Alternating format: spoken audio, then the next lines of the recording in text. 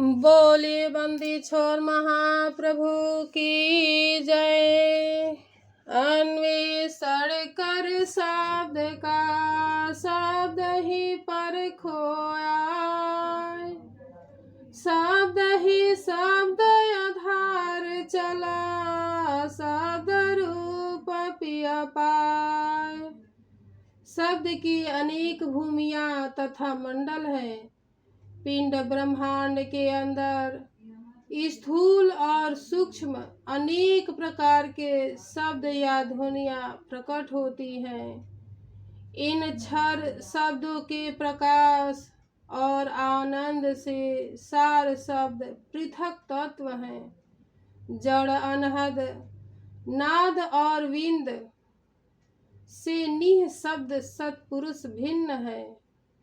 आत्मा मन या पिंड ब्रह्मांड के अंदर अनेक प्रकार के शब्द होने से और सूक्ष्म गति प्रवाह का ज्ञान न होने से साधक भ्रम में आ जाता है। इसलिए उसे गुरु प्रसाद से योग विधान द्वारा समस्त क्षर शब्दों को छोड़कर अक्षर पार निह शब्द का अन्वेषण करना चाहिए, क्योंकि उसकी पारख करके ही उसके आधार पर पिंड ब्रह्मांड सभी क्षर शब्दों को छोड़कर उसी एकमात्र शब्द स्वरूप सार शब्द की प्राप्ति होती है।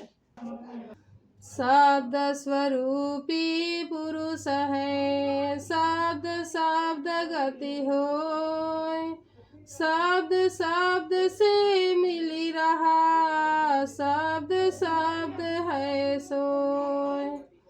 परम पुरुष प्रकृति पार अवच्य सत्ता है, उसको वाणी द्वारा नहीं कह सकते। उसका कोई प्राकृतिक स्वरूप नहीं होता। वह योगियों के अनुभव में शब्द स्वरूप प्रकट से भासित होता है।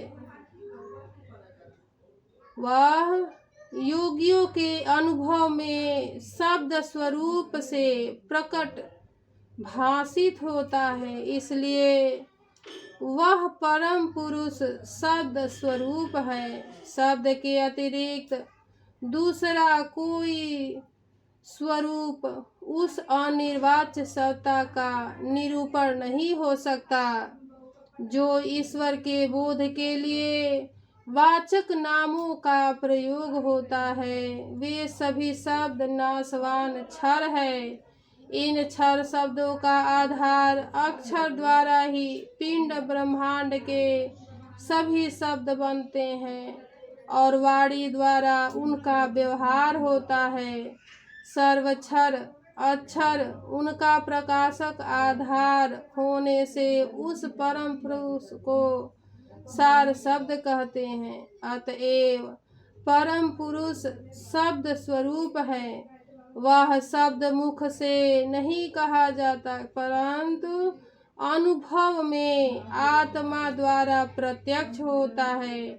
उसी शब्द की धार जब तक एक पाद स्थित अक्षर में होती है, तब परमाणुओं में गति का संचार होता है। शब्द द्वारा ही शब्द में गति होती है और वह शब्द क्रमशः अर्ध प्रवाह में पिंड ब्रह्मांड के अनेक स्थानों पर आकर अनेक शब्दों में प्रतिध्वनित होता है। इस प्रकार अनुभवी साधक जब क्रमशः शब्द प्रकाश में शब्दाधार पर आगे बढ़ता है, तब नीचे के सभी स्थूल शब्द सूक्ष्म में प्रवेश होने लगते हैं एवं आत्मा और मन के मंडल से आगे जाने पर जड़ शब्द चेतन अक्षर में विलीन होकर शब्द ही प्रत्यक्ष होता है। अर्थात सभी भौतिक शब्द अपने मूलारंभ में प्रवेश कर शब्द स्वरूप में पर ब्रह्म में लय हो जाते हैं। अंत में शब्द ही शब्द अनुभवी साधक को प्रकट होते हैं। वह सृष्टि शब्दाधार पर अक्षर द्वारा प्रकट होती है और उसी अक्षर में सभी नाद और अनहद प्रकट होकर उसके आधार पर स्थित रहते हैं। फिर उनका क्रमशः गति प्रवाह और जब ऊर्ध्व को होता है, फिर उनका क्रमशः गति प्रवाह जब ऊर्ध्व को होता है, तब सभी क्रमशः अपने मूल में प्रवेश कर अक्षर प्रकाश में समूल विलय हो जाते हैं। अंत में अक्षर पार निह शब्द सार शब्द का अनुभव प्रकाश प्राप्त होता है। दृष्टि खुले प्रकाश जो बाहर भीतर हो, सो अक्षर प्रकाश है परम पुरुष नहीं सोय। विहंगम योग द्वारा चेतना स्थिर होने पर जो दृष्टि खुलती है और बाहर एवं भीतर प्रकाश दिखाई पड़ता है, वह एक पाद स्थित अक्षर का प्रकाश है, शुद्ध चेतन परम पुरुष का प्रकाश नहीं। जितने भी प्रकाश होते हैं वे शब्दाधार पर होते हैं, इसलिए पर ब्रह्म शब्द प्रकाश स्वरूप है।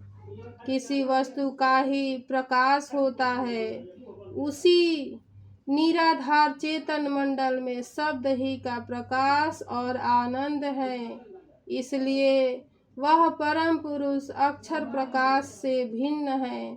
अनुभवी सहज योगी संत ही इस अक्षर और शब्द के प्रकाश भेद को समझेंगे।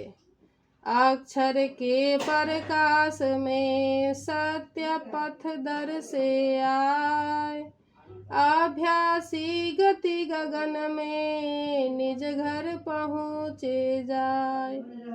अक्षर के प्रकाश होने पर चेतन मंडल का सूक्ष्म मार्ग दिखाई पड़ता है, जिसके द्वारा योगी अपनी योग विधि से चेतन लोक परम धाम को विशुद्ध आकाश में प्राप्त करता है।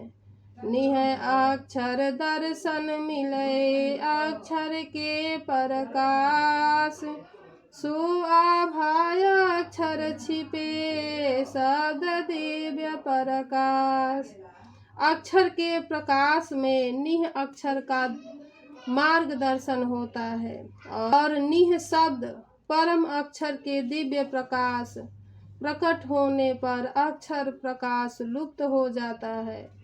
बड़े प्रकाश के उदय होने पर छोटे सभी प्रकाश उसमें छिप जाते हैं। जैसे सूर्य उदय होने पर सभी माइक प्रकाश उसी प्रकाश में समावेश कर जाते हैं, वैसे ही निह अक्षर के प्रकाश में अक्षर का भी प्रकाश गुप्त हो जाता है और मात्र दिव्य चेतन पर ब्रह्म का परम प्रकाश ही दीप्यमान रहता है।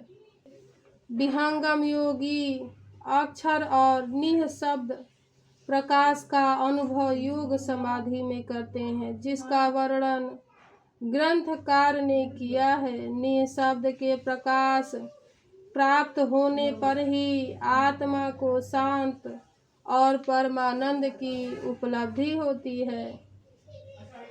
योग की पंच भूमियों के सर्वद्रष्टा सहज योगी इस आभ्यंतर गुहा तत्व ज्ञान को स्पष्ट रूप से समझ सकेंगे। बोलिए बंदी छोर महाप्रभु की जय।